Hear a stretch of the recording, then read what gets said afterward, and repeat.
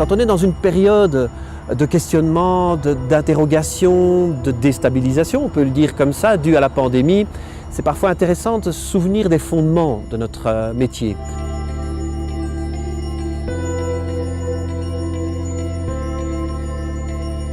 Pour Dynamo International Street Workers Network, c'est 4 régions, Amérique, Afrique, Asie et Europe. Dans ces 4 régions, nous avons 53 pays membres, donc 53 plateformes nationales. Le réseau, c'est aussi 6 000 travailleurs de rue recensés pour l'instant. Et ces 6 000 travailleurs de rue touchent à peu près environ 300 000 personnes avec leurs actions. Lutte contre la pauvreté qui est, je dirais, le thème central des webinaires et des vidéoconférences qui vont se tenir ce mercredi 28 et on clôturera la semaine web de rue par une conférence de presse le vendredi qui sera aussi visible sur les médias.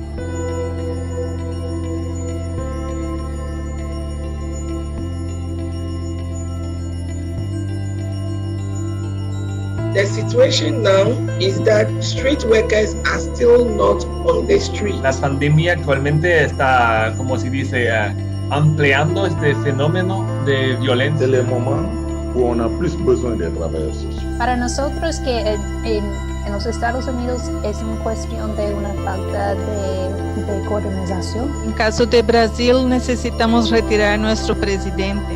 Ha sido muy difícil por el tema del sistema de salud. It is difficult, but we will try to do the best for the family. Para nosotros que en los Estados Unidos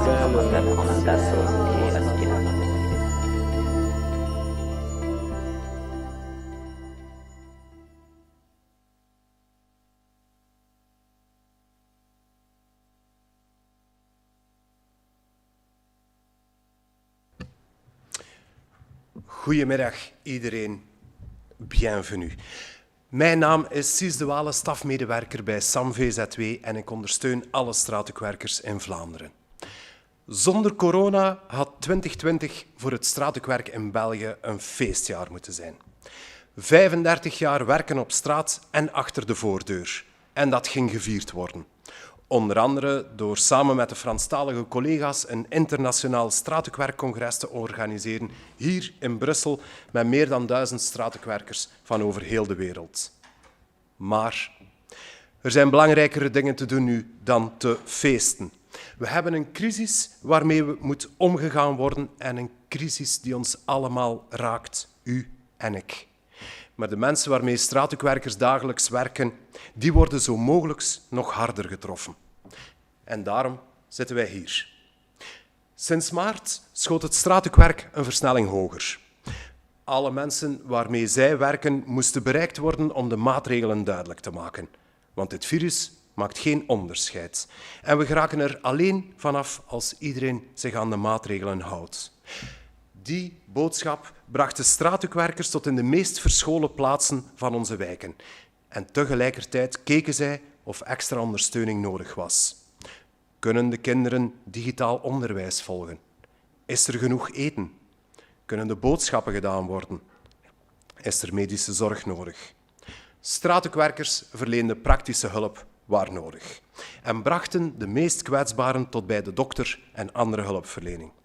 Hard werk in moeilijke omstandigheden. Maar het ging. En het gaat nog steeds. Hoewel, het straatwerk blijft met bezorgdheden zitten. Zeker in deze opflakkering nu het virus volop rondom ons opnieuw aanwezig is. Ik geef u de 2 grootste bezorgdheden mee van het straatwerk op deze moment. Tijdens de eerste golf waren straatwerkers bang dat hun doelgroepen vergeten gingen worden. Ze vrezen dat niemand zich bijvoorbeeld ging bekommeren om daklozen, om mensen met zwaar psychische problemen, om mensen in extreme armoede. Het tegendeel was echter waar. Steden, gemeenten en organisaties hebben hard hun best gedaan om iedereen bijvoorbeeld een onderdak te geven. Want elke persoon minder op straat is minder kans op besmetting. Onze gezondheid hangt af van de gezondheid van alle anderen. En om iedereen bijvoorbeeld een onderdak te geven, moesten organisaties hun eigen regels, voorwaarden en protocollen opzij schuiven. En dat deden zij. Die mentaliteit, dames en heren, die hebben we nu opnieuw nodig. Geef daklozen een dak. Geef eten waar nodig. Voorzie steun voor wie erom vraagt. Regels en protocollen vertragen het werk nu en sluiten mensen uit. En dat werkt contraproductief, want alleen samen geraken we eruit. We mogen dus niemand laten vallen. En dat is de tweede bezorgdheid van het straatwerk op deze moment. We mogen niemand laten vallen en daar knelt nu opnieuw het schoentje.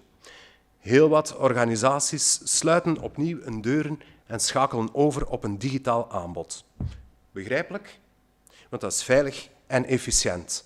Maar dat werkt voor de doelgroepen van het straatwerk niet en laat ons eerlijk zijn, voor velen onder ons ook niet. De mensen waarmee straatwerkers werken hebben niet de mogelijkheid om via een website een afspraak te maken en in te loggen. Ze hebben thuis geen scanner om documenten in te vullen, te scannen en door te mailen. Ze hebben niet de data-abonnementen om heel de tijd te beeldbellen of lessen te volgen. De hulpverlening, maar ook heel veel andere diensten moeten face-to-face blijven werken waar noodzakelijk. Natuurlijk op een veilige manier. En dat kan. In de eerste lockdown werd er geëxperimenteerd met drempelbezoeken in plaats van huisbezoeken. Werden er wandelgesprekken georganiseerd om niet in een bureau te moeten zitten. Als we dat niet doen en mensen gedurende een lockdown alleen laten, dan hebben we achteraf veel grotere problemen op te lossen. Straatwerkers werken nu al met mensen die tijdens de eerste lockdown, omwille van de problemen die ik net schetste, dieper in de armoede geraakt zijn. Mensen die een broodnodige uitkering verloren omdat ze hun afspraken niet konden nakomen of papieren niet konden doormailen. Dit mag niet opnieuw gebeuren. Zoals iemand al zei, we houden afstand, maar we laten niemand los. Deze twee signalen, dat face-to-face blijven werken waar nodig en mensen sneller zonder voorwaarden en afspraken hulp bieden, zullen ook nu noodzakelijk zijn. Vanuit het straatwerk klinkt de roep dan ook luid om hier gehoor aan te geven. Maar er is meer. En ik deel u nog een aantal signalen mee die vanuit het straatwerk nu naar voren geschoven worden. Dames en heren, we moeten blijven inzetten op het opzoeken van mensen in hun milieu om de maatregelen duidelijk te maken. Want fake news stiert welig. De gekste maatregelen worden verspreid op sociale media en op straat. Speed doodt het virus. Azijn drinken beschermt je. Bleekwater is mogelijk een medicijn. Je hoort het. Fake news zit overal, van kraakpanden tot in het Witte Huis. Alleen door mensen op te zoeken en de juiste maatregelen duidelijk te maken, boeken we vooruitgang. Straatwerkers zetten hier nu nog steeds op in. Voor veel kinderen is er nog altijd nood aan computers en data-abonnementen om les te kunnen blijven volgen. Kinderen in armoede hinken echt achterop op dat vlak. Deze gezondheidscrisis mag geen onderwijscrisis worden. We moeten blijven materiaal verdelen aan hen die het nodig hebben.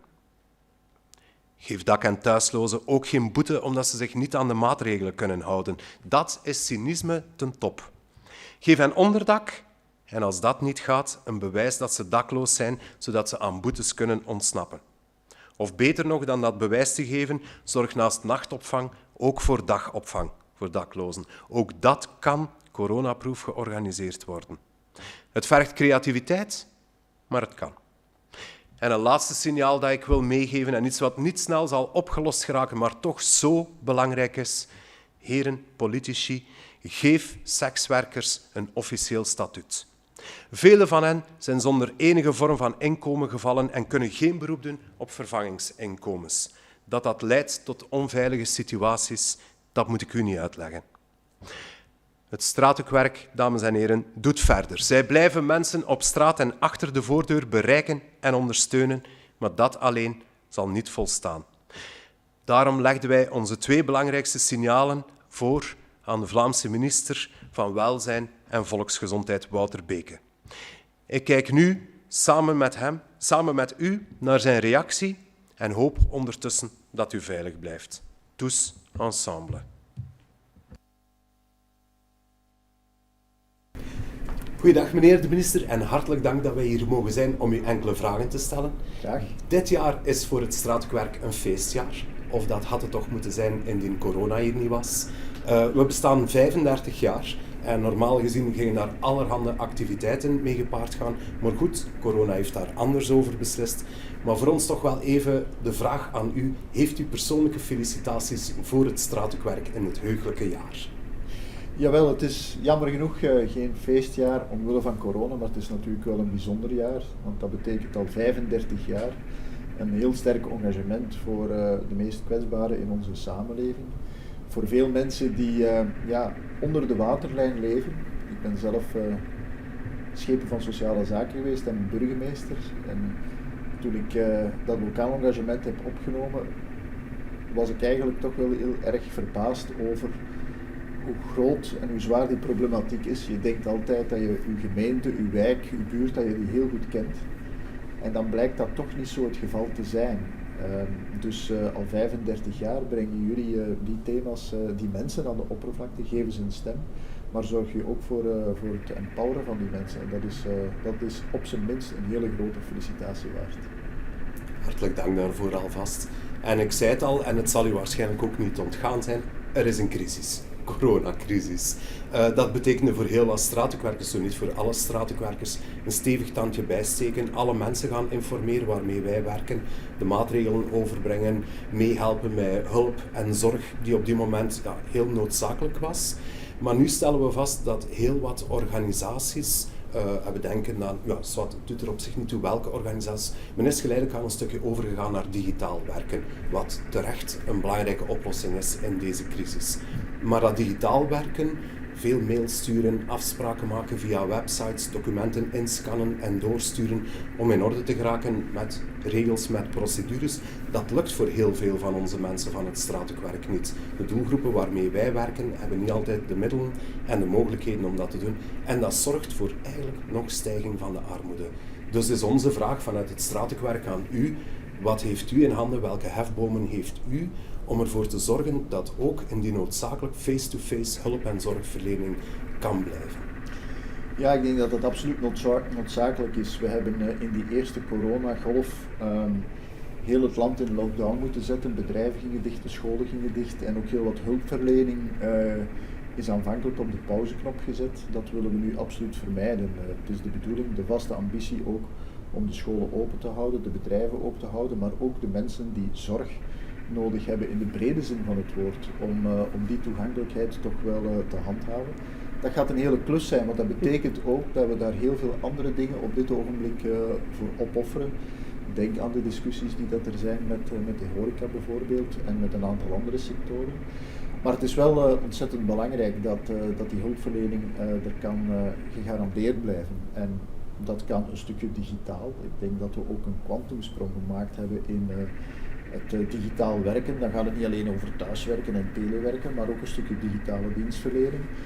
Maar het kan natuurlijk niet in de plaats komen van alles. Dus dat is een en-en verhaal. Het ene waar we stappen vooruit hebben gezet moeten we koesteren, maar we moeten er ook voor zorgen dat het andere, dat we dat bijhouden, omdat net voor die doelgroep die het niet gemakkelijk heeft, anders zij daar het eerste slachtoffer dreigen van te worden. En dus wat mij betreft zal het altijd een verhaal zijn. Anderzijds heeft deze crisis ook iets heel moois voortgebracht, waar we vanuit het straatwerk heel sterk van stonden te kijken. We zagen heel wat organisaties, hulpverlening, sociaal werkorganisaties, hun eigen regels een stukje opzij zetten. We denken dan aan de maanden maart tot juni zeker en vast. Regels werden opzij gezet, protocollen werden een stukje achterwege gelaten, waardoor dat mensen veel sneller hulp kregen dan daarvoor. Men kon heel snel een dak boven het hoofd krijgen, dringende steun werd heel gemakkelijk gegeven. En dat zorgde voor heel flexibele organisaties die heel knap en heel snel konden inspelen op de nood van de meest kwetsbaren. Maar, en dat is een beetje de vrees die wij nu hebben vanuit het straatwerk, hoe kunnen we dat behouden, die flexibiliteit? Want dat zorgde toch wel voor zeer sterk sociaal werk. Heeft u mogelijkheden, kan u daar iets aan doen, dat die flexibiliteit binnen organisaties behouden kan blijven? Ja, ik denk dat dat een van de zaken is die we absoluut moeten vasthouden. Dat is zorgen dat die flexibiliteit die er van onderuit gegroeid is, dat we die ook in de toekomst kunnen meetrekken. Als we dat kunnen doen samen met die digitalisering, dan denk ik dat we minstens 2 stappen vooruit gezet.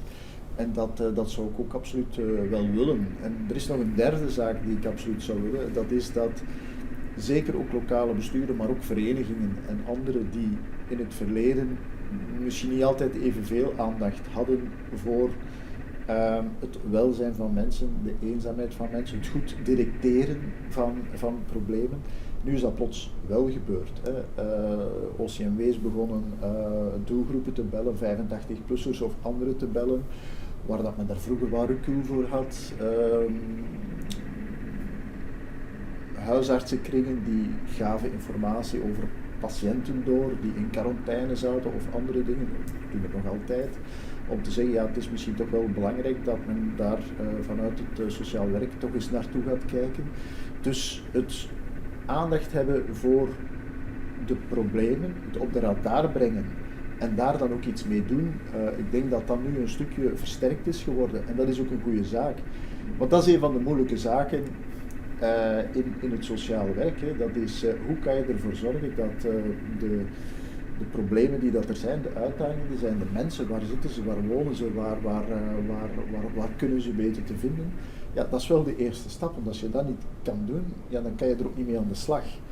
En in die crisis heb ik toch ook moeten vaststellen dat daar veel meer aandacht naar gegaan is en dat is op zich een goede zaak waar we enorm veel energie putten om daar verder mee aan de slag te kunnen gaan. Super, daar hopen we met Straatwerk ook sterk verder mee aan de slag te gaan en daar verder in mee te werken.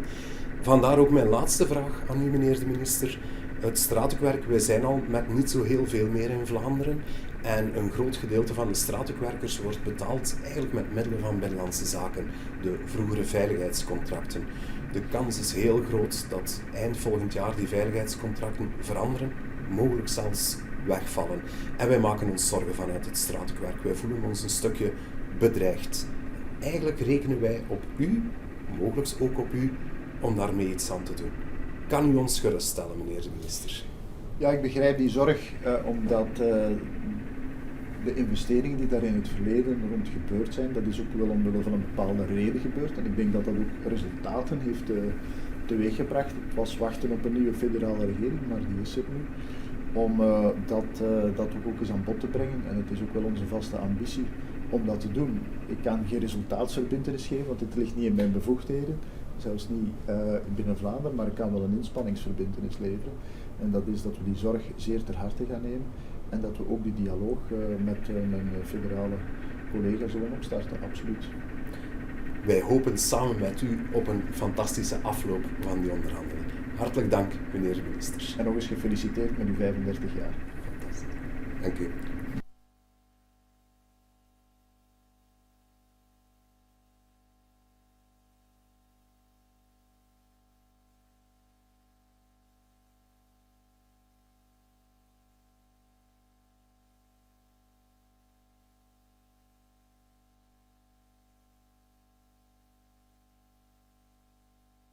Ah voilà, j'ai oublié le micro. Donc je souhaitais le bon anniversaire à Sis et je le félicitais. 35 ans de travail de rue en Flandre, c'est un beau cap et j'espère que les promesses en tout cas et le soutien des autorités flamandes sera au rendez-vous effectivement pour le travail de rue en Flandre.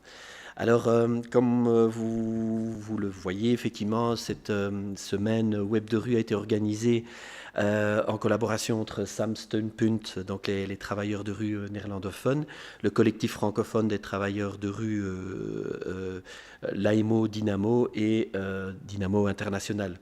Je voulais saluer ici le soutien, puisqu'on a eu un soutien quand même assez massif et intéressant de la part de Wallonie-Bruxelles International, le Bureau international de jeunesse, la Fédération Wallonie-Bruxelles, notamment la ministre de l'Enseignement, le Centre d'action laïque, Erasmus+, programme européen, le CNCD 11-11-11 et le Lions Club Bruxelles Centenaire. Donc je remercie en tout cas tous ces groupes, en tout cas tous ces acteurs qui nous ont soutenus pour cette semaine d'échanges pratiques. Donc, vous dire effectivement qu'on a décidé d'organiser Web de rue dès les premiers moments du confinement au printemps 2020 en recevant une quantité assez importante de témoignages, de d'expériences, de constats dans les différents pays avec lesquels nous sommes en relation, puisque Dynamo International est un réseau international de travailleurs de rue, comme vous avez pu le voir en introduction. Et donc avec tous ces collègues, on s'est retrouvés à travers différents webinaires, vidéoconférences. Plus de 800 personnes ont finalement participé à ces échanges, issus de 53 pays différents. Alors quels sont les constats? Quels sont les grands constats qu'on peut faire de ce qu'on a entendu et de ce partage d'expériences? Le premier, c'est que nous ne sommes pas tous égaux face à la pandémie. C'est clair, que ce soit dans le sud ou dans le nord, il y a vraiment eu une mise en exergue des problématiques de pauvreté, d'exclusion, de discrimination. Pas égaux sur l'information aussi, puisqu'on relatait également des familles en situation de rue qui, même après 15 jours de confinement, se retrouvaient dans la rue, se demandaient ce qui se passait, ils se demandaient où sont passés les gens, et n'étaient même pas au courant qu'une pandémie, qu'une pandémie à niveau international sévissait. Mais aussi, je dirais, une inégalité par rapport à toutes les questions de survie. Et on a bien vu, même si la pauvreté, l'exclusion, la discrimination sont des phénomènes que nous connaissons depuis longtemps, surtout dans le travail de rue, eh bien, ici, cette pandémie a vraiment mis en exergue ces problématiques.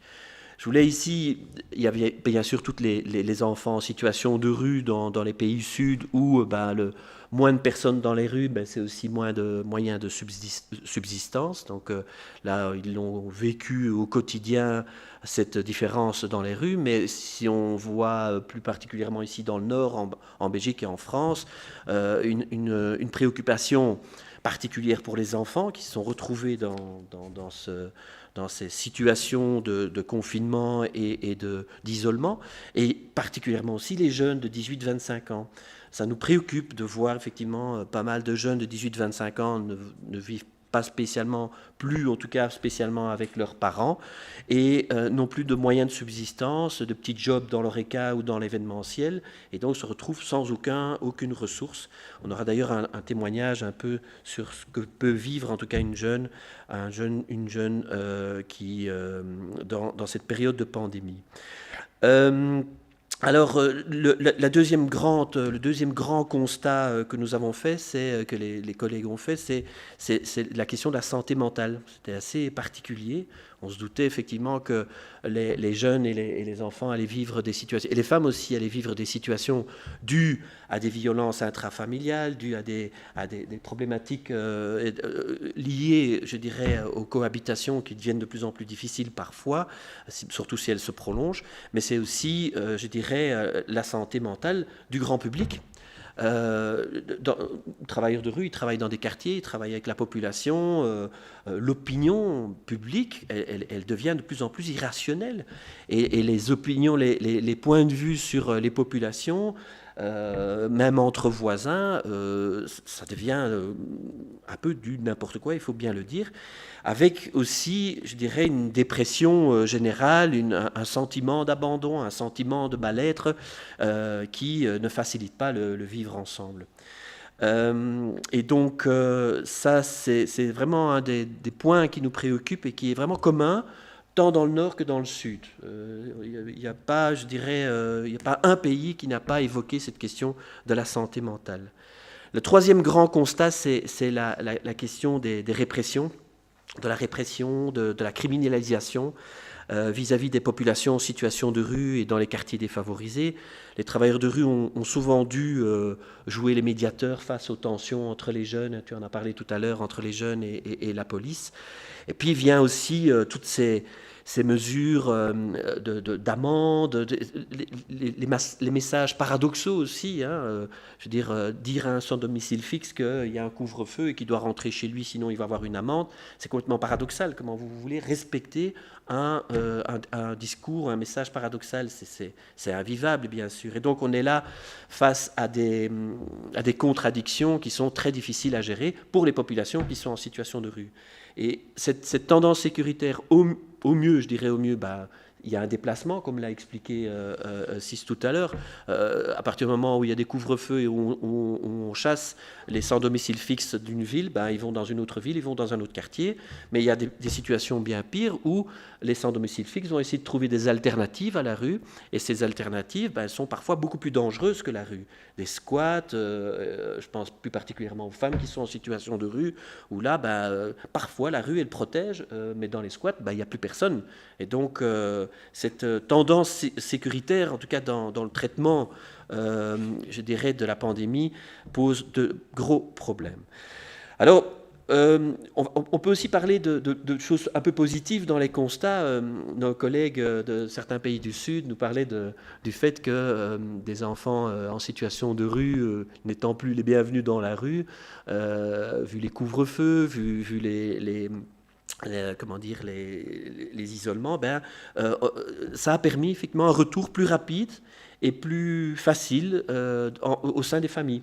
Donc pas mal d'enfants ont dit mais nous on est vraiment contents, c'est intéressant cette pandémie parce que j'ai pu retourner dans ma famille beaucoup plus facilement que s'il n'y avait pas eu cette pandémie, cette obligation et ce soutien effectivement des services sociaux et des autorités à ce retour familial. Alors ce sont des retours qui ont des limites bien sûr, puisque on le sait très bien aussi dans notre boulot, il y a des familles qui sont beaucoup plus dangereuses que la rue, il faut le dire, ça arrive. Donc cet enfant-là, il ne va pas rester très longtemps dans sa famille, il sait très bien qu'il serait en danger.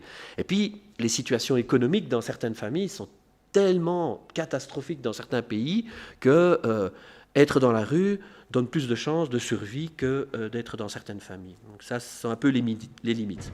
Un autre effet positif, c'est, je dirais, la collaboration qui s'est améliorée parfois entre certaines autorités et certains travailleurs de rue. Que certains certaines autorités ont vu effectivement que les travailleurs de rue ont continué à travailler, qu'ils n'avaient pas le choix, qu'il y avait des populations en situation de rue, là où d'autres services sociaux ont dû fermer, vu les contraintes, parce que c'était intramuros, ça ne permettait pas la distance sociale et ça. Dans la rue, on a pu continuer à faire ce travail. Et du coup, on devenait les derniers interlocuteurs par rapport à une population qui ne contacte pas spécialement les autorités, qui ne contacte pas spécialement les services sociaux.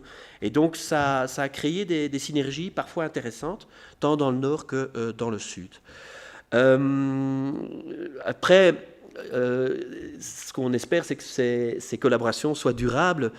Si je prends un exemple ici à Bruxelles, les autorités de certaines villes ont accepté assez vite une revendication des travailleurs de rue qui était de loger systématiquement les sans domicile fixe. Dans la première, le premier, comment on appelle ça, le confinement, merci, le premier confinement, très vite, certaines autorités à Bruxelles et dans d'autres villes néerlandophones, comme tu l'as expliqué, ont trouvé des solutions, ont réquisitionné des chambres d'hôtel, etc., etc. Et donc, une grosse majorité des sans domicile fixe ont trouvé un logement. Après, nous, ce qu'on souhaite, c'est que ça ne soit pas des décisions qui soient prises que dans l'urgence et qu'on puisse être dans la durabilité. On sait très bien que lutter contre le sans-abrisme, c'est à partir du moment où on peut offrir un logement durable, pas un lit d'urgence, c'est un logement durable et un accompagnement adéquat. Et à ce moment-là, on pourrait réduire le nombre de personnes qui vivent dans la rue et qui, malheureusement, est en augmentation, et surtout dans cette période-ci. Saluer aussi dans les initiatives très positives, c'est la mobilisation de jeunes des quartiers, de citoyens avec ou sans des travailleurs sociaux de rue qui sont venus en aide aux personnes qui étaient les plus isolées, qui étaient les plus en difficulté dues à la pandémie. Alors, pour terminer, pour continuer un peu sur ce qu'on a retiré de notre semaine d'échange, quelques recommandations. Pas toutes les données, mais je vais en faire ressortir quelques-unes plus particulièrement.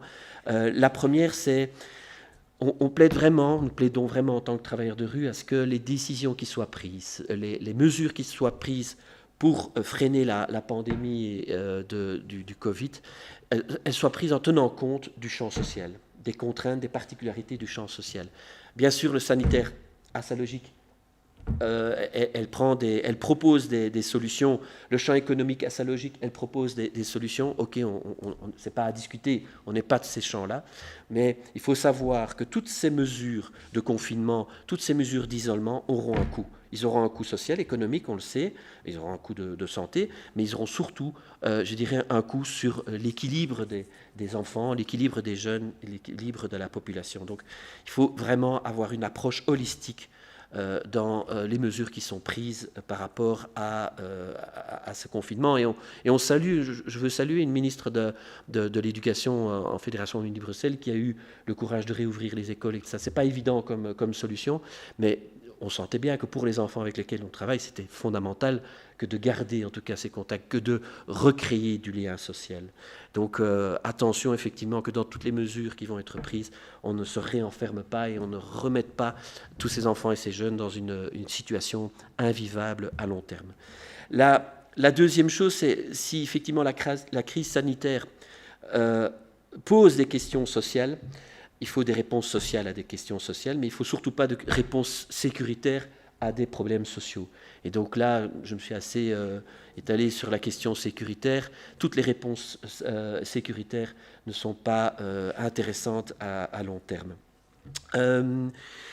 Alors nous encourageons aussi les gouvernements et les autorités à adopter des campagnes non stigmatisantes, des campagnes de sensibilisation auxquelles on contribue dans la rue et auprès des communautés, mais attention aux discours stigmatisants et attention au fait de ne pas cibler, et ça c'est un message aux médias ou à la population, si on imagine en tout cas cette sensibilisation en stigmatisant une catégorie de la population, notamment les jeunes, on n'y arrivera jamais.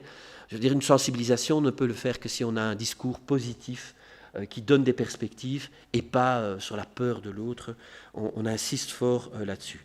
Et une des dernières recommandations, je ne vais pas être beaucoup plus long, c'est on a vu que la crise a mis en évidence les inégalités et la pauvreté.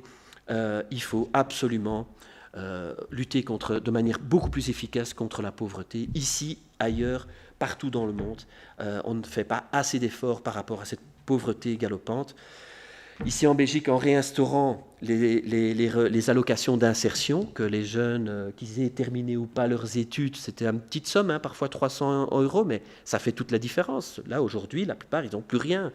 Et donc, qu'ils aient terminé ou pas leurs études, ces allocations d'insertion, c'est quand même un vecteur, c'est quand même un soutien qui permet à des jeunes de 18-25 ans de ne pas se retrouver dans la rue, d'instaurer absolument l'individualisation des droits. Alors je ne sais pas, c'est peut-être qu'en Belgique qu'on en parle, mais c'est complètement, je dirais, contradictoire. Un jeune de 18-25 ans qui est encore domicilié chez ses parents et qui se retrouve dans la rue n'a pas droit, théoriquement en tout cas, à l'aide sociale. Oui, bien sûr, certains CPS y sont attentifs, mais ce n'est pas automatique. Et donc l'individualisation des droits, c'est un combat à avoir.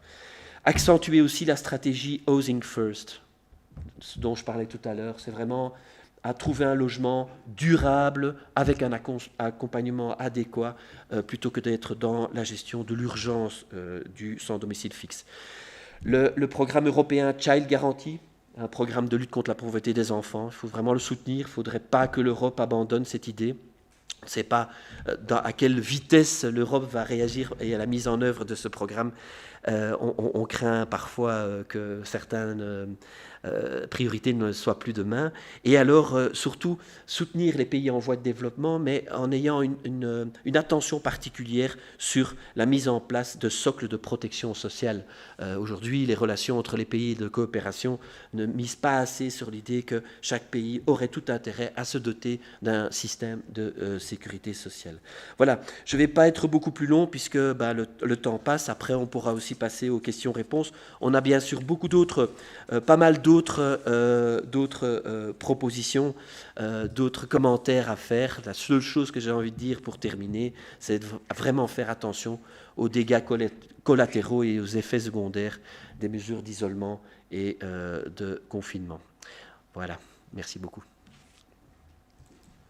Bonjour à toutes et à tous. Je voudrais d'abord féliciter les équipes de Dynamo International pour l'organisation du Forum digital Web de rue qui, cette semaine, a mobilisé près de 800 personnes. Bravo pour votre capacité à entretenir cette mobilisation en faveur des jeunes en difficulté au sein de la crise que nous connaissons actuellement. Je suis heureuse d'être associée au grand succès de ce web de rue, heureuse de pouvoir constater cette mobilisation internationale en faveur des droits de l'enfant, heureuse aussi de la mobilisation de nos équipes de WebEin sur le terrain, à Hanoï, à Dakar, à Tunis, à Kinshasa ou encore à Genève. Heureuse enfin de pouvoir poser avec vous aujourd'hui quelques jalons pour soutenir toutes ces belles énergies.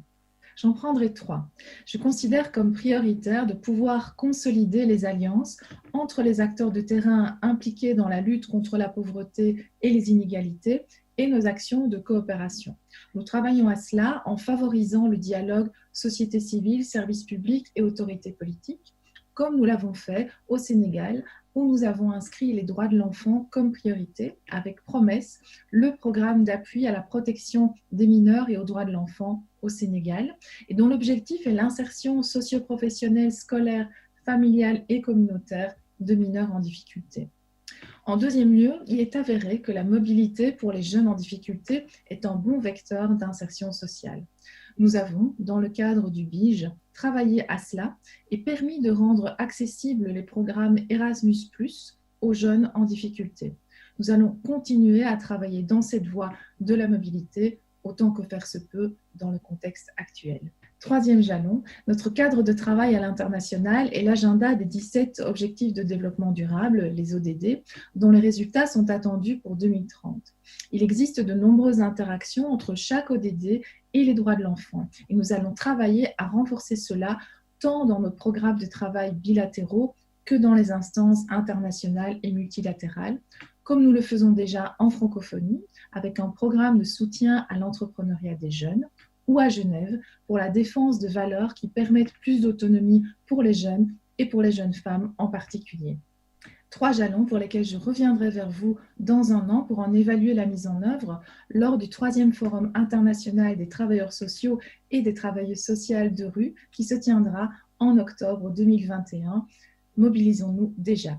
Bravo encore aux équipes d'ici et d'ailleurs qui ont rendu possible l'organisation de ce Web de rue 2020 et longue vie au travail de rue. Donc, bonjour, je m'appelle Tricia, j'ai 20 ans, je suis en 6e année en technique au CEFA qui est une école en alternance.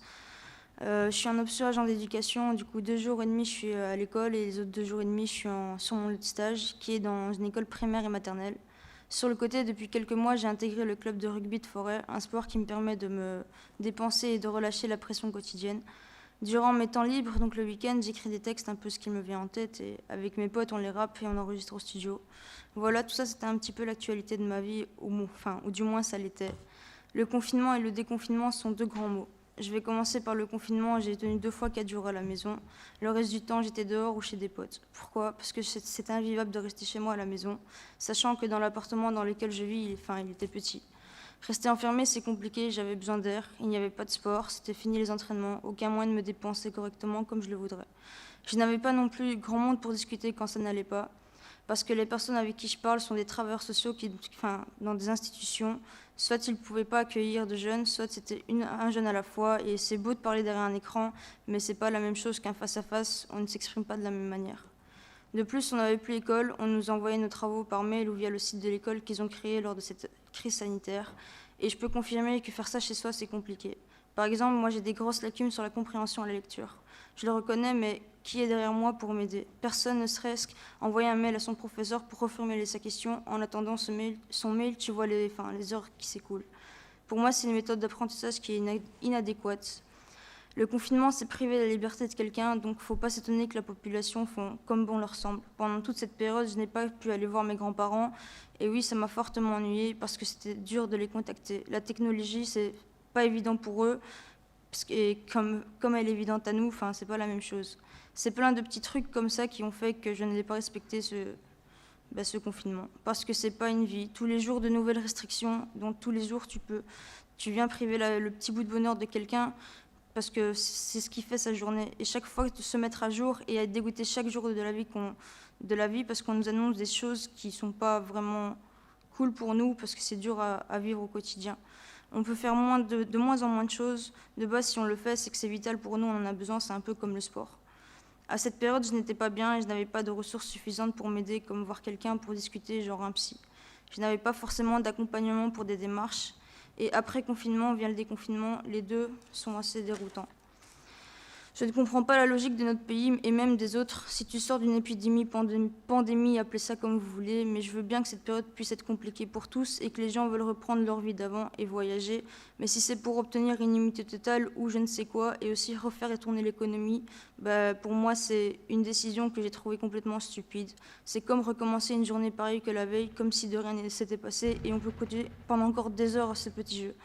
Mais pour moi, c'était reprendre un semblant de vie normale pendant seulement une période à courte durée. Puisque même pendant le déconfinement, on n'a pas notre liberté, on nous prive quand même de nos besoins.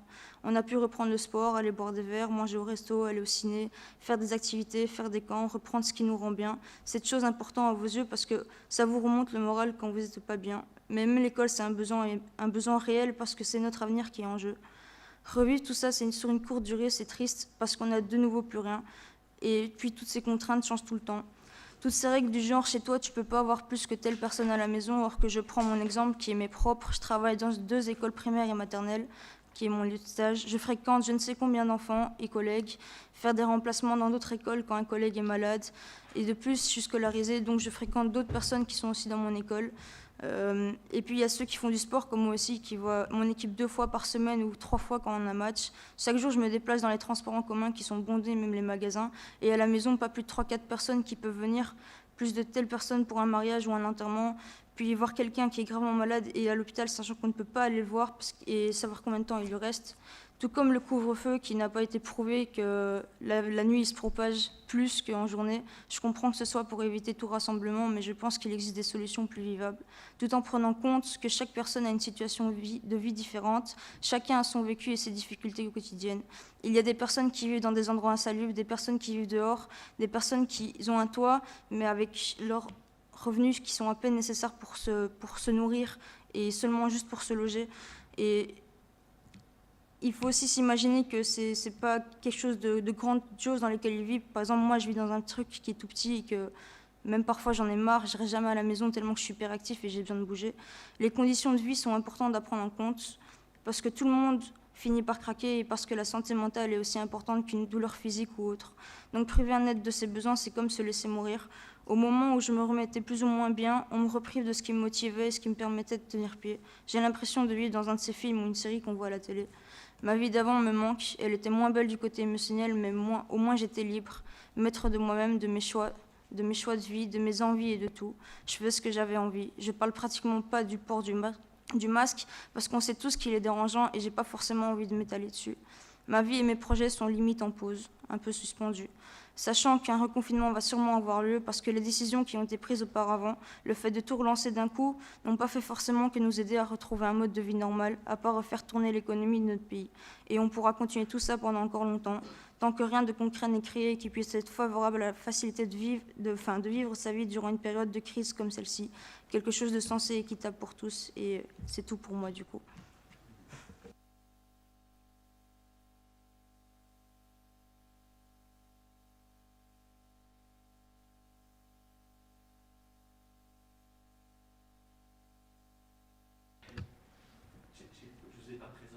Non, mais je vais me présenter rapidement. D'abord, je m'appelle Philippe Pontoussin et je suis, comme vous le voyez, président du Conseil communautaire de l'aide à la jeunesse, mais je suis aussi chargé de prévention à Bruxelles. Et Edwin ne m'a contacté qu'hier. C'est en fin d'après-midi que j'ai dit que je viendrais. Donc je vous demande de m'excuser par avance si mon intervention n'est pas aussi rabotée léchée que celle de Cis, d'Edwin et maintenant la tienne. Tu disais que tu avais des problèmes de lecture, mais pour l'écriture, en tout cas, je trouve que c'est vraiment épatant. Je suis un petit peu ennuyé parce que le titre aujourd'hui, c'est l'impact de la crise Covid-19 sur les personnes en situation de rue. Mais comme je l'ai dit hier à Edwin au téléphone, je ne vais pas tellement vous parler des gens en situation de rue, et je vais un peu vous parler du Covid-19, mais je vais surtout vous parler de prévention et de travail social de rue. Et je pense que c'est quand même le lieu où on peut parler de prévention et de travail social de rue.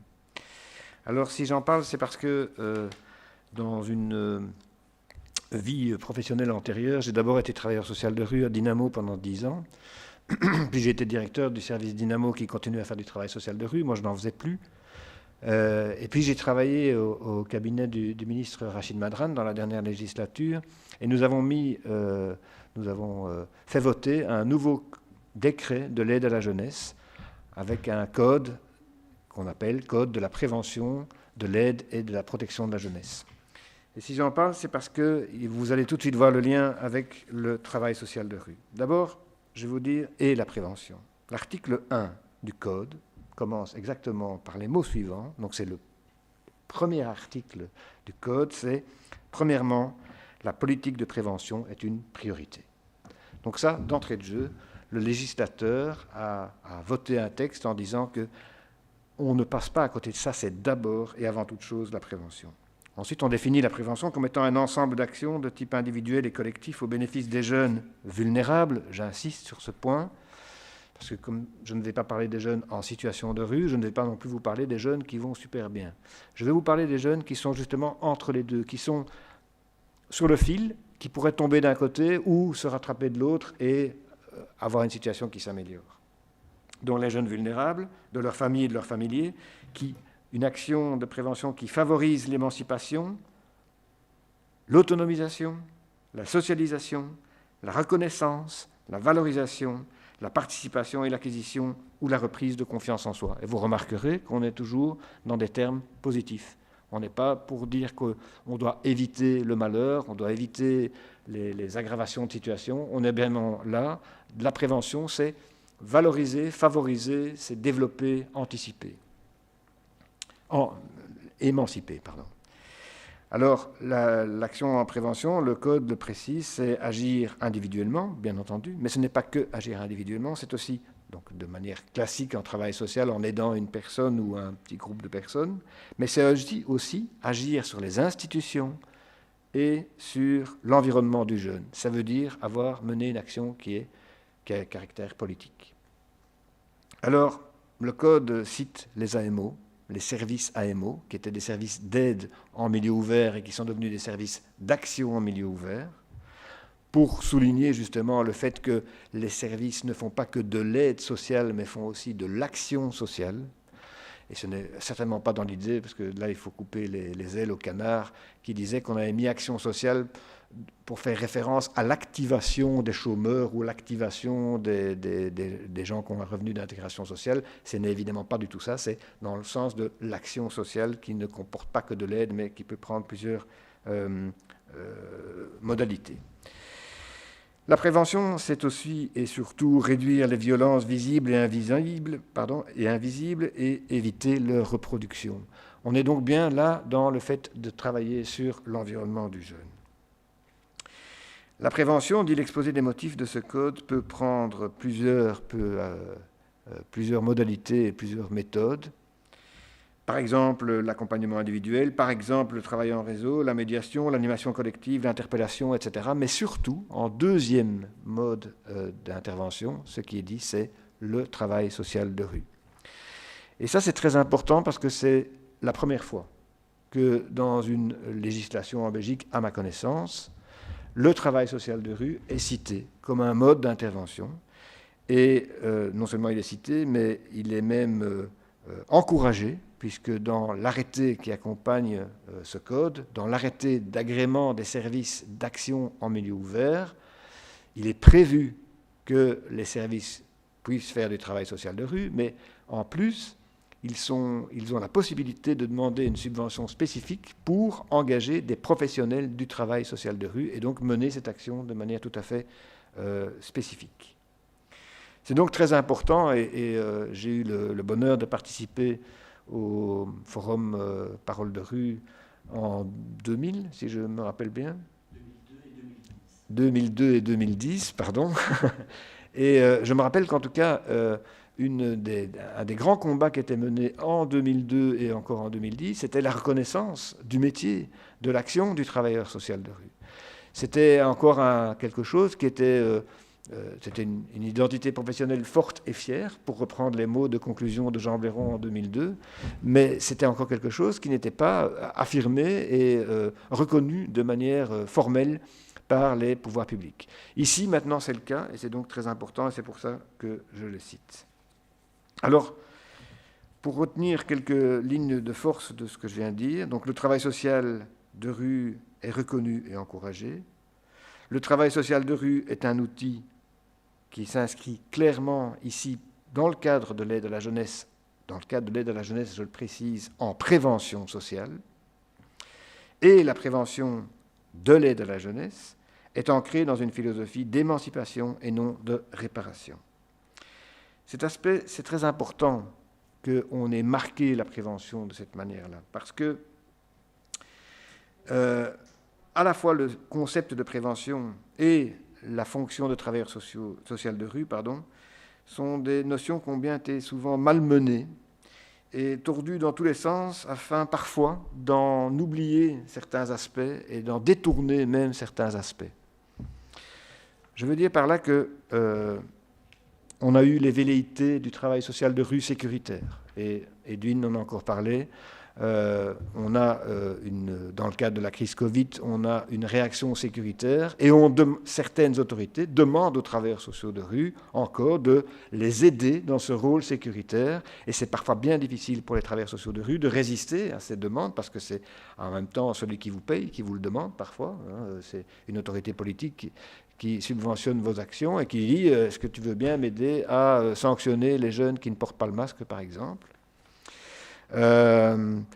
Et donc, le travail social de rue, c'est toujours inscrit en Belgique, en tout cas pour les acteurs de l'aide à la jeunesse, comme ne voulant pas être un acteur de lutte contre la délinquance, mais plutôt un acteur d'émancipation sociale, comme c'est encore souligné dans le texte.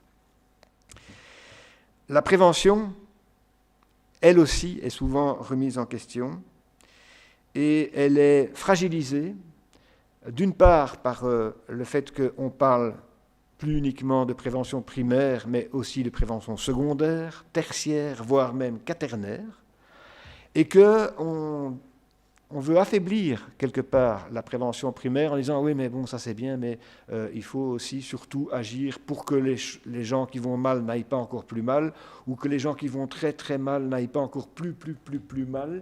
Et donc là, on est dans quelque chose qui a l'air de dire qu'on met le curseur sur la réparation et plus le curseur sur la prévention. Et il était temps que le législateur, en tout cas dans l'aide à la jeunesse, en ce qui concerne l'aide à la jeunesse, marque le coup en disant non, la prévention dans l'aide à la jeunesse, c'est la prévention primaire. Ce qui ne veut pas dire qu'on ne peut pas faire aussi de la prévention secondaire, mais pas à la place de. C'est pour ça que, quand moi j'ai vu le titre de la matinée, ici ce matin, sur les personnes en situation de rue, normalement, les jeunes en situation de rue, ça ne concerne pas les AMO. Je dis bien, normalement, ça ne concerne pas les AMO. Pourquoi ? Parce qu'il s'agit de jeunes qui sont déjà grandement en difficulté. Et il y a d'autres acteurs qui peuvent intervenir et qui doivent intervenir. Et il faut les encourager, et il faut les financer, et il faut leur donner des méthodes de travail adéquates, etc.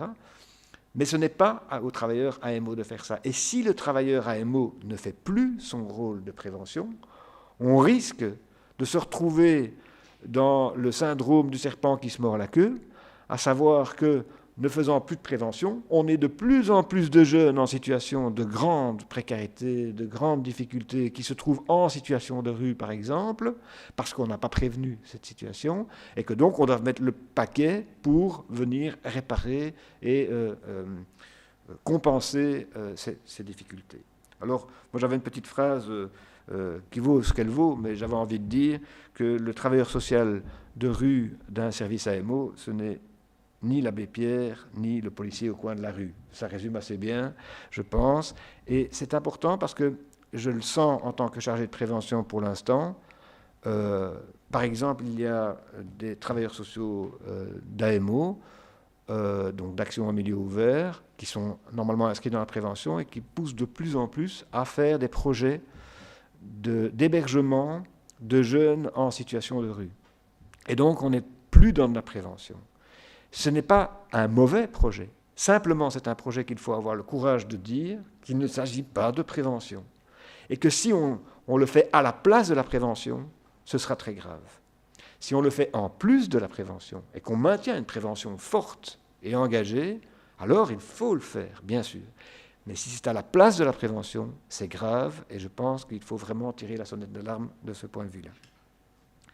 Alors je vais faire quand même un lien avec la crise Covid-19 puisque c'était... Eh bien, moi ce que j'ai retenu dans la crise Covid-19, j'ai retrouvé ma page pour ne...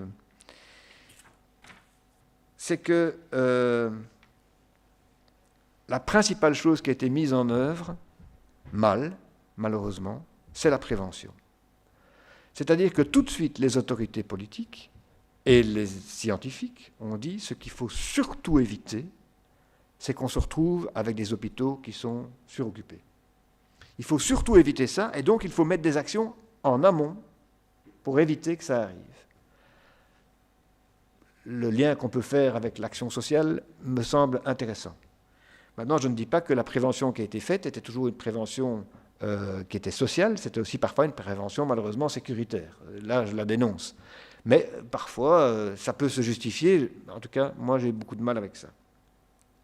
Alors, la deuxième chose que je retiens par rapport à cette crise Covid, c'est qu'on a justement dit, dans la deuxième vague, ah là là, on avait mis des mesures en place préventives, et puis on a tout laissé tomber, et on a laissé tomber trop vite la prévention, et du coup, maintenant, on se retrouve en crise. Et donc, c'est encore une fois une belle illustration de ce que le travailleur social, et par exemple le travailleur social de rue, ont tout à fait leur sens et leur place dans la prévention. Et maintenant, on nous demande, et j'ai eu une réunion avec la COCOF hier, donc l'autorité francophone bruxelloise hier, qui nous dit qu'il faut absolument qu'on sensibilise mieux tout le monde, pas que les jeunes, mais entre autres les jeunes, avec des messages spécifiques vers les jeunes pour qu'ils adoptent les gestes dits barrières pour prévenir la propagation de la maladie. Et s'ils parlent de prévention, c'est parce qu'ils prévoient déjà une troisième vague. Et qu'ils disent, l'erreur qu'on a faite entre la première et la deuxième vague, ne la faisons plus, et donc dès que nous sortirons de la deuxième vague, prévoyons une troisième vague potentielle. Et c'est là qu'on est dans la prévention. Mais en même temps, on peut la faire déjà, la mettre en place, la mettre en œuvre déjà maintenant. Alors, je ne suis pas donc épidémiologiste ni spécialiste en pandémie, mais je n'ai pu que constater qu'effectivement, c'était la prévention qui était, pour la pandémie, qui était l'élément le plus important. La prévention sur la pandémie, c'était convaincre les citoyens d'adopter des attitudes responsables, mais pour convaincre, il faut d'abord expliquer. Et il faut expliquer aux citoyens et lui donner la possibilité lui-même de s'exprimer, de poser ses questions, de mettre ses limites. Écouter, expliquer, c'est l'éducation. C'est l'éducation qui est le centre, à mon avis, de notre métier en travail social de rue. Et alors, c'est plus facile quand on donne une citation pour terminer une intervention. Alors j'ai trouvé une citation que j'aimais beaucoup. L'éducation, c'est l'arme la plus puissante qu'on puisse utiliser pour changer le monde. Je pense qu'il y a peu de gens qui vont dire le contraire. En plus, c'est Nelson Mandela qui l'a dit. En général, on trouve que Nelson Mandela, il est pas mal. Et je dirais que si c'est la meilleure arme pour changer le monde, c'est peut-être aussi l'arme la plus efficace qu'on pourrait utiliser pour réduire l'impact de la pandémie Covid-19. Merci.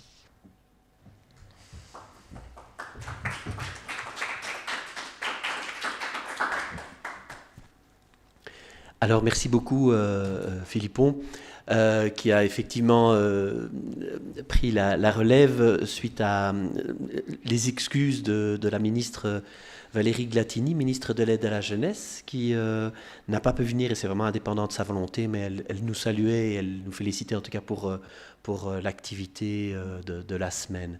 Alors, un grand merci en tout cas pour d'avoir effectivement accepté cette invitation en tant que président du Conseil communautaire d'aide à la jeunesse et chargé de prévention. C'est important aussi de resituer un peu le travail de rue dans un contexte institutionnel. Un grand merci à Adricia aussi pour son témoignage qui nous a touchés, bien sûr. Et on peut maintenant passer aux questions-réponses avec la salle, avec toutes les personnes qui sont ici présentes. N'hésitez pas. Nous savons qu'il y a pas mal de journalistes qui nous suivent en live, enfin en tout cas par les voies d'Internet. Donc, en tout cas, ceux qui sont présents, n'hésitez pas, posez vos questions et on vous y répondra, tant Dricia que Philippon, que Cis de Waal et que moi-même. Donc, nous vous écoutons.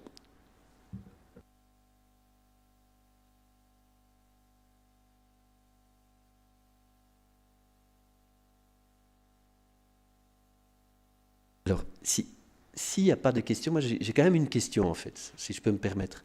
Une question qui va peut-être intéresser effectivement nos collègues des différents pays, puisque une des grosses difficultés, c'est la reconnaissance du travail de rue. Si en Belgique c'est un combat qui est acquis maintenant, tant en Flandre qu'en partie francophone, nos collègues se plaignent effectivement de ce peu de reconnaissance, de ce peu de soutien. Qu'est-ce qui a motivé le politique? Quel est l'argument politique de la reconnaissance du travail de rue? Pourquoi c'est intéressant pour une autorité, pour un gouvernement, pour un ministre, que de reconnaître et d'instituer finalement, d'officialiser le travail social de rue? Je peux te parler de ce qui a motivé le ministre Rachid Madran, en tout cas. Mais il a été suivi par le gouvernement de la Fédération Wallonie-Bruxelles. Alors, ce qui a motivé le ministre, c'était d'aller au cœur de l'action des services d'action en milieu ouvert, les services AMO qui sont dans la prévention, et c'est de dire que le cœur de cette action, la philosophie de ces services, c'est d'agir le plus près possible, le plus précocement possible, au tout début d'un petit problème. Il faut, quand un problème est tout petit, c'est facile, c'est moins lourd d'intervenir pour les intervenants sociaux, mais surtout, on économise beaucoup de souffrance. Souffrance pour la personne elle-même qui a des difficultés et souffrance pour son entourage, bien souvent.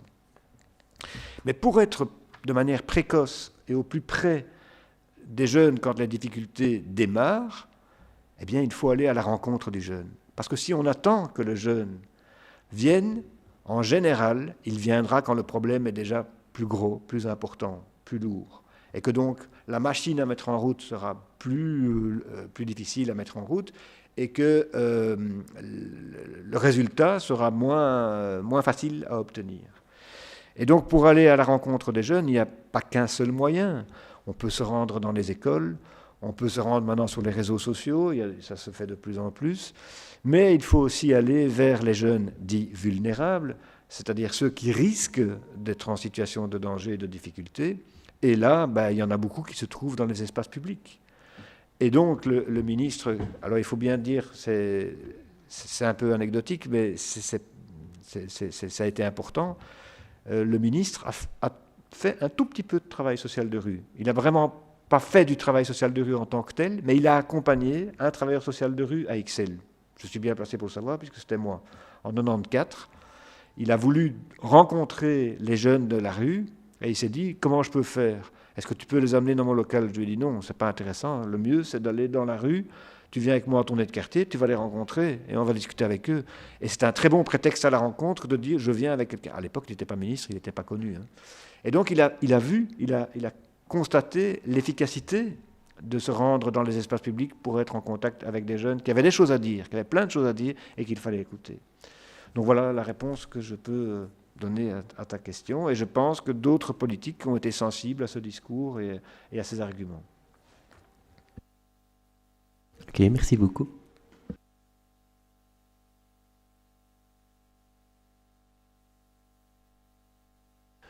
Moi, j'ai une question, mais qui est en lien avec mon intervention. Et alors, je dois aussi dire combien je suis désolé et triste de ne pas avoir perçu sans doute toute la subtilité de l'intervention de Cis de Waal. Je n'ai plus l'habitude du tout d'écouter du flamand, et c'est dommage, parce que je suis certain qu'il y avait plein de choses intéressantes. J'ai quand même compris certains éléments qui étaient très intéressants. Mais c'est aussi une question que je pose à toi, Edwin, et qui est en lien avec mon intervention. Ce que je ressens, que la prévention est dans une posture de plus en plus difficile, à savoir qu'on demande de plus en plus à des acteurs de prévention de devenir des acteurs je dirais, de secours. C'est la question qui était au cœur du forum Parole de rue en 2002. On disait que le travail social de rue, c'était à la fois le premier filet de secours, d'aide sociale, et le dernier filet. Les deux sont importants. Il ne faut pas qu'il y en ait un des deux qui prenne la place de l'autre, me semble-t-il. Et j'ai le sentiment, mais peut-être que je me trompe, que le deuxième filet est en train de prendre le dessus à la place du premier filet. Est-ce que je me trompe, ou est-ce que tu peux me rassurer, ou bien est-ce que c'est à craindre? Je suis certainement pas le seul qui pourra répondre, et c'est vrai que ce serait intéressant d'avoir le point de vue de nos amis et collègues néerlandophones après. Mais ce que je constate, un peu partout d'ailleurs dans le monde, c'est que oui, il y a un basculement chaque fois de l'un vers l'autre, et donc le côté plus humanitaire, je dirais plus urgence, distribution de colis, tout ça, bon, c'était moins fréquent il y a 20-30 ans quand on était sur le terrain que maintenant. Mes nouveaux collègues, effectivement, voilà bien, cette intervention dans l'urgence et dans le quasi l'humanitaire, c'est devenu quelque chose de beaucoup plus présent. Ceci dit, il y a une certaine logique là derrière, c'est que le travail de rue, le travail social de rue reste une modalité d'intervention souple, et donc qui, dès lors, se réinvente tous les jours au regard du terrain et au regard de l'évolution des choses. Et donc, quelque part, si on reste statique sur une version du travail de rue, ben, on sera peut-être plus en adéquation avec la réalité de la rue. Et donc, oui, il y a une évolution qui évolue avec l'évolution de la société. Et je pense qu'on ne doit pas avoir peur, effectivement, de pouvoir un peu sauter sur l'un et sur l'autre, enfin, en tout cas d'être sur à la fois le premier et à la fois le dernier, mais en gardant, c'est vrai, ce cap de se dire, attention, ça ne sert à rien de mettre des emplâtres sur une jambe de bois. Il faut quand même toujours revenir aux fondamentaux qui sont la prévention, une approche préventive, et surtout d'essayer de trouver des réponses structurelles et durables aux problématiques qu'on rencontre sur le terrain.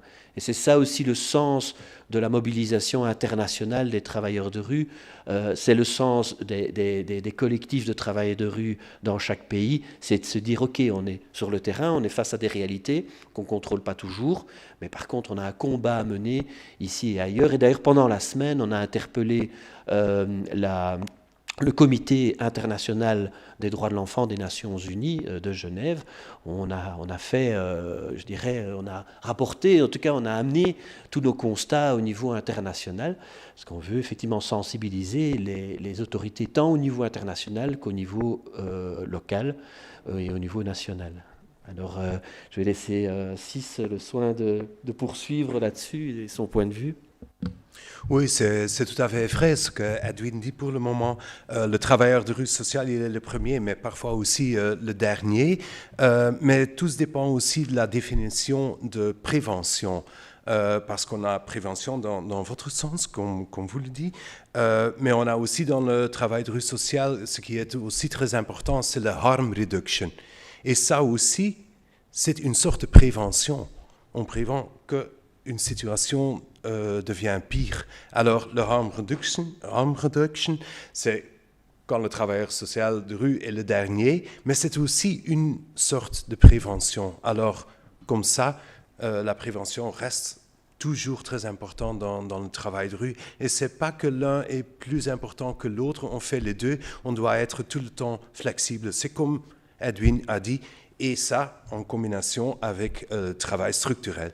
C'est ça. Je peux juste intervenir. Moi, je suis un travailleur de rue. Je travaille avec des sans-abri pour Diogène ici à Bruxelles et avec des travailleurs de sexe masculin et transgenre aussi ici à Bruxelles.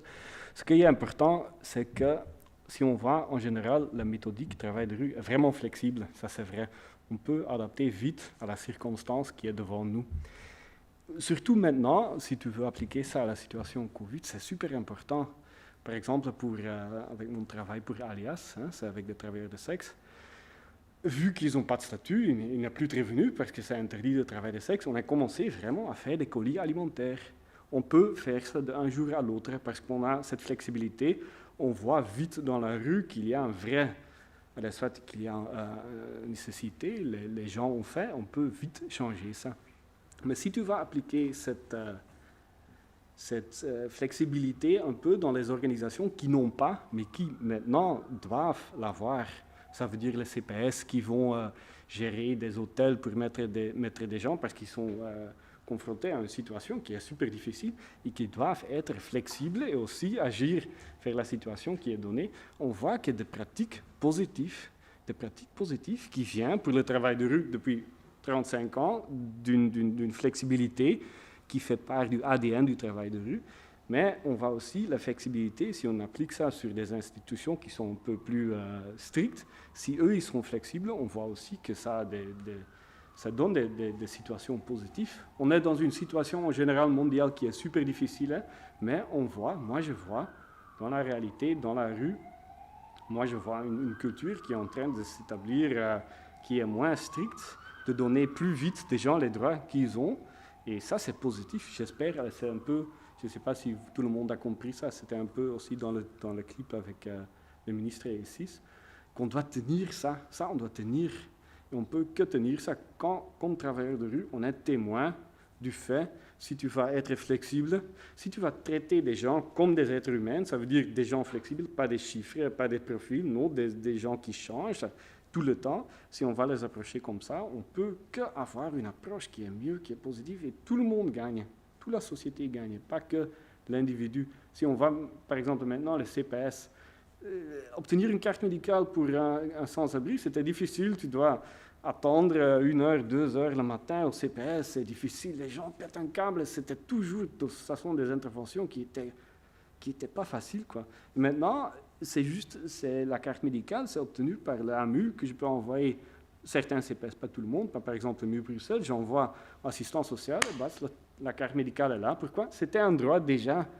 Tout ce qui était avant, ce n'était pas nécessaire, c'était être rigide pour être rigide.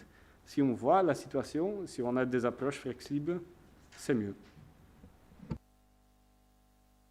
Est-ce que tu confirmes effectivement que certains rapprochements, enfin la crise a produit certaines collaborations, certains rapprochements, en tout cas une souplesse, enfin, tu parlais des CPS, on a remarqué ça effectivement, il y a eu une souplesse et donc on a un peu peur que dans le futur ou dans le déconfinement, dans un retour hypothétique à la normale, eh bien, on perd cette souplesse et cette bonne décision. Donc, vous confirmez aussi chez vous ce changement, quoi. Oui, bien sûr. Moi, j'ai aussi peur qu'on va perdre ça, que ça va être business as usual trop vite.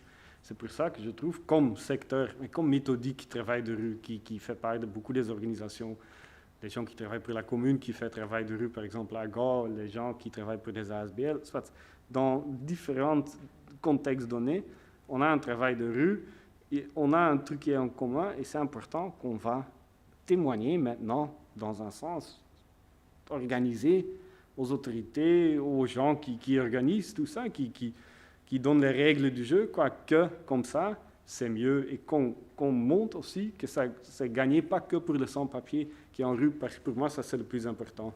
Les travailleurs de sexe, les sans-papiers, pour moi, c'est l'important qu'eux, ils gagnent. Mais que quand eux, ils gagnent, que les assistants du CPS, pour eux, c'est aussi plus intéressant, parce qu'eux, ils ne sont plus là juste pour remplir des formulaires, non. Eux, ils vont créer du temps pour vraiment, de nouveau, écouter et faire du travail social, quoi. Pour la société, c'est plus efficace parce que ça coûte, la bureaucratie est chère, ça coûte cher. Et si on fait ça efficace, c'est moins cher. Moi, je vois que des aspects positifs et c'est la politique qui doit savoir, qui doit comprendre et qui doit réaliser qu'ils ne peuvent pas retourner au business as usual parce que c'est une étape ailleurs. Est-ce qu'il y a encore d'autres questions? D'autres réactions? Djibril? Je voudrais un peu rebondir sur les deux termes prévention et secours. Parce qu'en fait, dans notre travail, ça peut être des fois compliqué de faire la différence entre ces deux termes. Parce qu'en fait, c'est deux termes très différents. Mais il y a des contextes où ça se rapproche vraiment, où tu ne sais même pas si c'est une prévention ou c'est un secours. Et je me dis que des fois, si je cite un exemple d'une demande de trouver une école de devoir, par exemple, en fait, ça peut être prévention, parce qu'en fait, si on ne trouve pas une école de devoir pour tel jeune, il va continuer à avoir des difficultés à l'école et tout. Et ça peut être comme secours, parce que en fait, si le jeune ne trouve pas une école de devoir, en fait, ça peut bien aussi avoir des effets négatifs sur son scolarité. Et du coup, ouais, ça peut être trop compliqué de tirer le cordon entre ces deux. Ouais.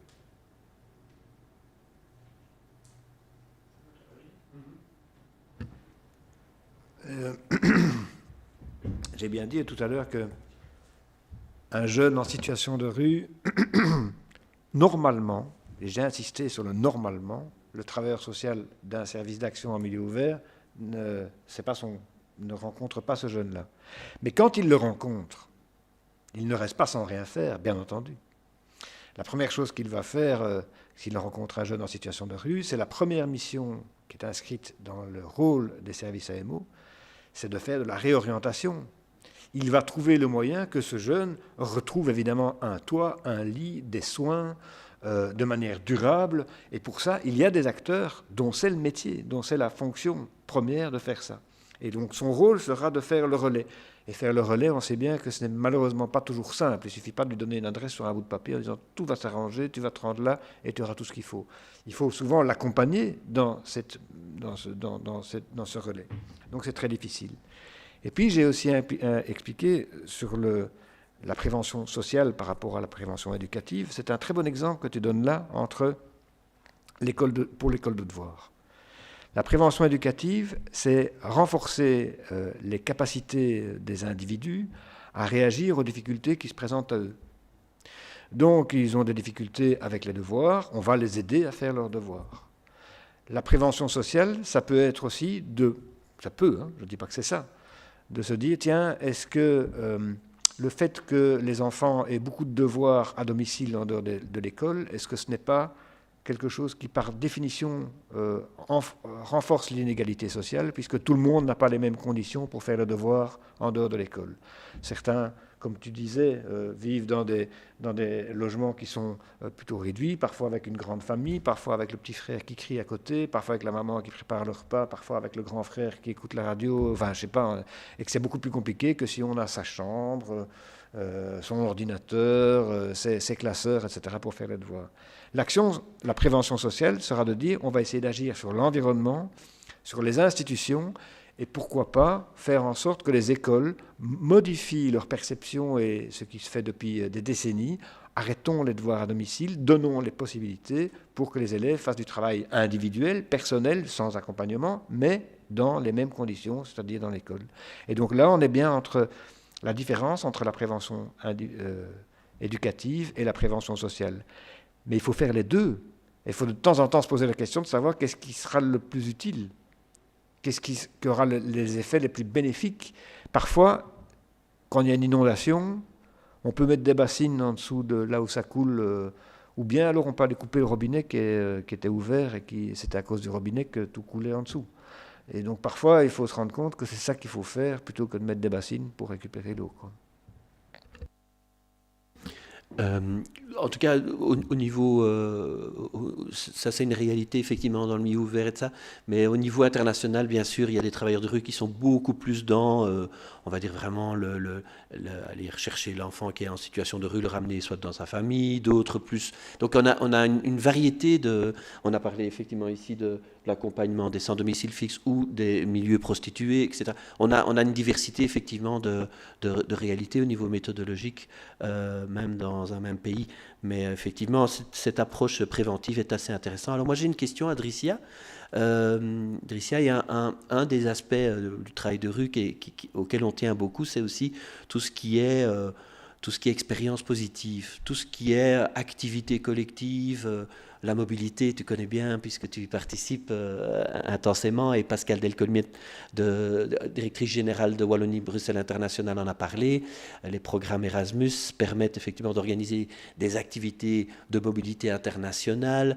Je voulais juste savoir, en fait, quel est ton vécu, toi, de ce type d'expérience? En quoi ça peut être intéressant? Quelles sont les limites aussi de ce type d'expérience de mobilité internationale et ou d'activité collective, pour dire ça comme ça? fait beaucoup. Déjà, c'est enrichissant d'un côté parce que ça permet de voir autre chose que son quotidien. Mais après, c'est pas différent avec que notre pays même. Donc, par exemple, les Erasmus, je me rappelle qu'on l'avait fait à Paris pendant 10 jours, il y a pratiquement 1 an et demi là. Et c'était 8 pays différents. Et du coup, ils parlaient anglais. Moi, je comprenais pas, mais on faisait la traduction, c'était cool. Et ça permet aussi d'en apprendre un peu plus sur les autres cultures et tout ça. Et échanger par rapport à ce que nous on vit et ce qu'on aimerait transmettre aussi aux autres. Par exemple, c'était la musique et contre les discriminations et le racisme. Et c'était un chouette échange que j'ai bien kiffé. Du coup, voilà. Merci beaucoup. Alors, je ne sais pas s'il y a encore On va arriver tout doucement à la fin de cette conférence de presse. Est-ce qu'il y a d'autres questions? Une dernière question avant de clôturer? Non, pas spécialement. Alors, je pense qu'on peut en tout cas remercier toutes les personnes qui sont venues, Dricia, Philippon, Cis, remercier Anopa d'avoir été aux manettes et remercier l'équipe qui a filmé et toute l'équipe du Résidence Palace. En tout cas, un grand merci. Je sais que l'actualité va se faire dans quelques heures dans une salle juste à côté, par exemple pour la Belgique. Donc, on va rester ici pour écouter un peu ce que le gouvernement va décider et proposer. En tout cas, merci beaucoup. Et tout ça sera encore consultable sur nos sites par la suite, donc ne vous inquiétez pas, on ne disparaît pas de la toile. À bientôt.